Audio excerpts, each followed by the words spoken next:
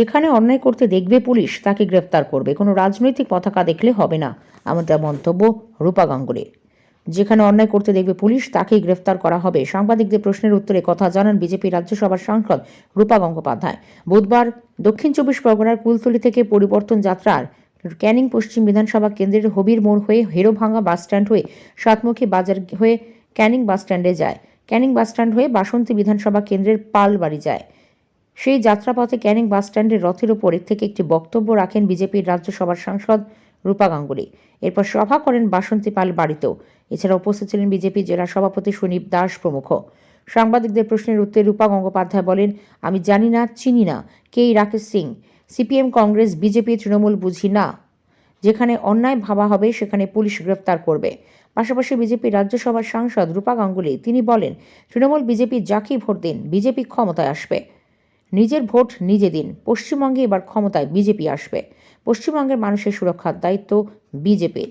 বাংলায় অন্যায় করতে দেওয়া হবে না বলে দিন মন্তব্য করেন রূপা গাঙ্গুলি। অন্যায় দেখলে মেনে নেওয়া হবে না।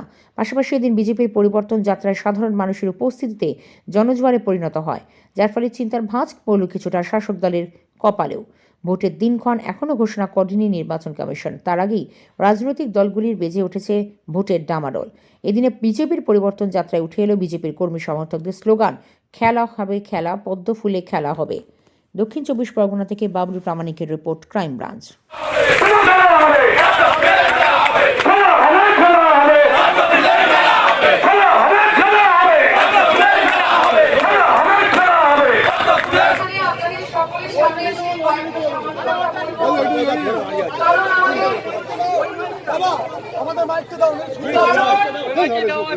আমাদের এই রাস্তা, এই পথ, এই যাত্রা আরো অনেক লম্বা। ওইটা দিয়ে দাও না। তাই সেই জন্য আমরা এখানে বেশিক্ষণ থাকতে পারলাম না।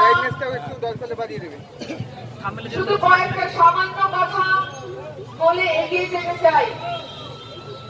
আমাদের এই জীবন পশ্চিমবঙ্গে, যেখানে আমরা একটু শান্তি চাই, একটু শান্তি, সুস্বাস্থ্য, ভালো শিক্ষা, নারীর প্রতি সম্মান, সামান্য কিছু মানুষ যাতে সুস্থভাবে প্রতিদিন নানা রকম অনর্থ না ঘটিয়ে তারা যাতে নিজেদের কাজ করতে পারে, সেই জন্য আপনাদের পরিষ্কার করে বলি যে ভারতীয় জনতা পার্টি আদর্শে উদ্বুদ্ধ হয়ে যারা ভারতীয় জনতা পার্টির সঙ্গে যোগ দিয়েছেন তাদের সবাইকে মাথায় রাখতে হবে, সবাইকে